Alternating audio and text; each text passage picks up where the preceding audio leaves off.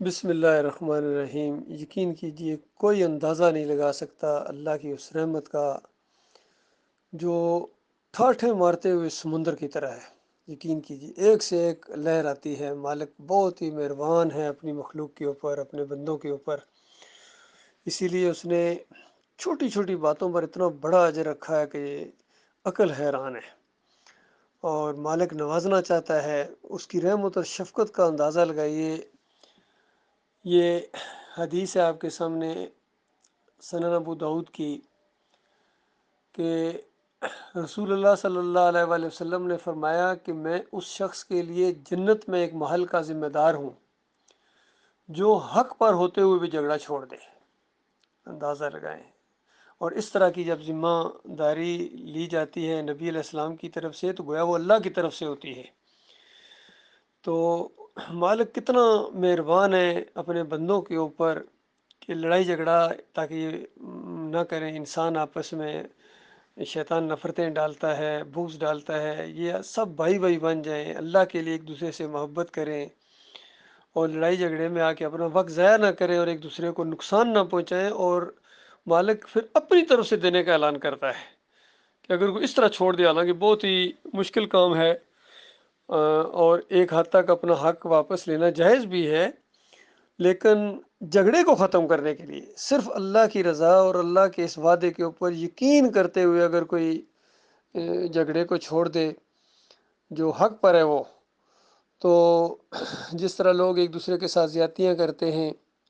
دیکھیے اس اینگل سے یہ بتایا کہ اگر کوئی زیادتی کرے تو آپ اس کو معاف کر دو اور اللہ تمہیں اس کا اجر دے گا۔ اور دوسرے اینگل سے بتایا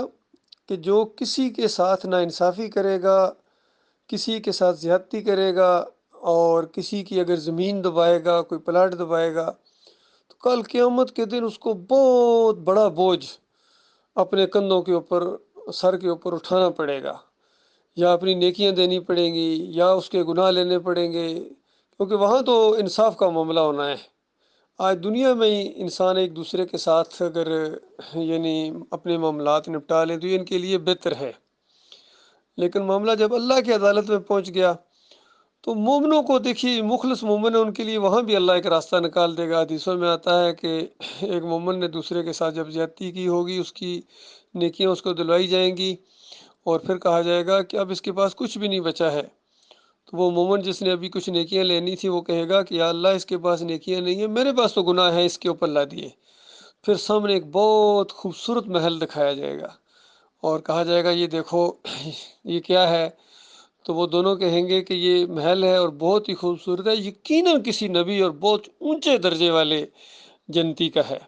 تو اللہ تعالیٰ کی طرف سے کہا جائے گا نہیں، یہ تو اس کا ہے جو اس کی قیمت ادا کرے۔ تو وہ حیران رہ جائیں گے کہ اس کی کون قیمت ادا کر سکتا ہے، اتنا قیمتی، اتنا زبردست، اتنا خوبصورت۔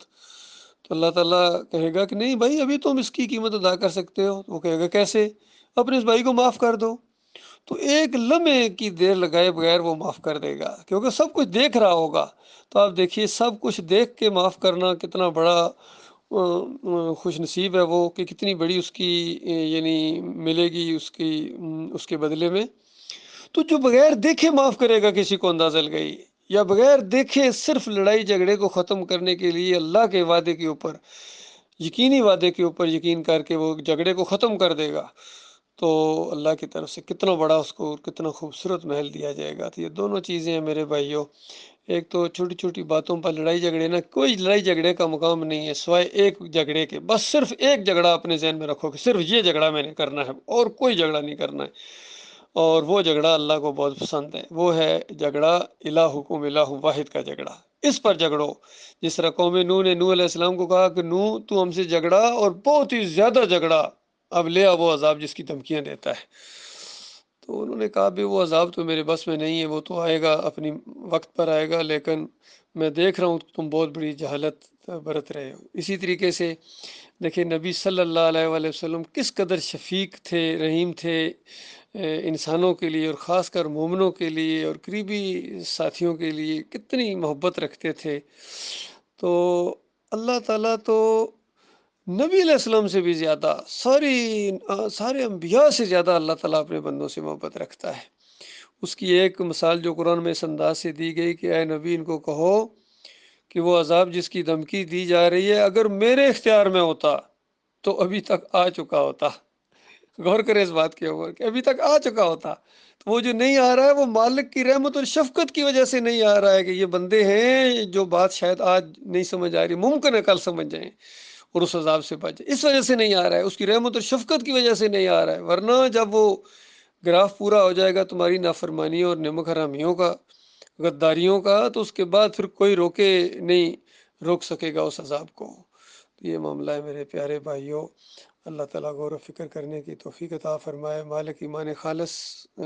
کے اوپر چلنے، اور یہ بات یاد رکھیں، یہ ساری جتنی مہربانیاں ہیں، رحمتیں ہیں،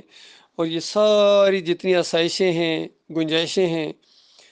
رحمتیں ہیں، برکتیں ہیں، یہ مخلص مومنوں کے ساتھ ہوں گی، مخلص مومنوں کے ساتھ جن کے عقیدے کے اندر شرک نہیں ہوگا، جو اللہ کے علاوہ کسی کو پکارتے نہیں ہیں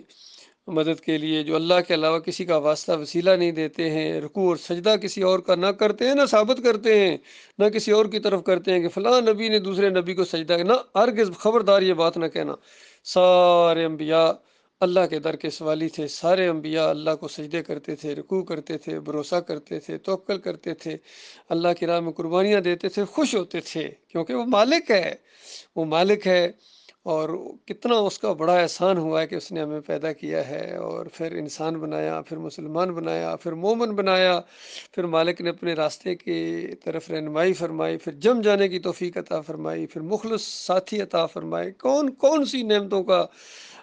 ذکر کیا جائے، جس طرح مالک اپنے بندوں کو کہتا ہے میری کون کون سی نعمتوں کا انکار کرو گے، یقین کیجیے ہم کہتے ہیں ہم کون کون سی نعمتوں کا انکار کریں، کون کون سی رحمتوں اور برکتوں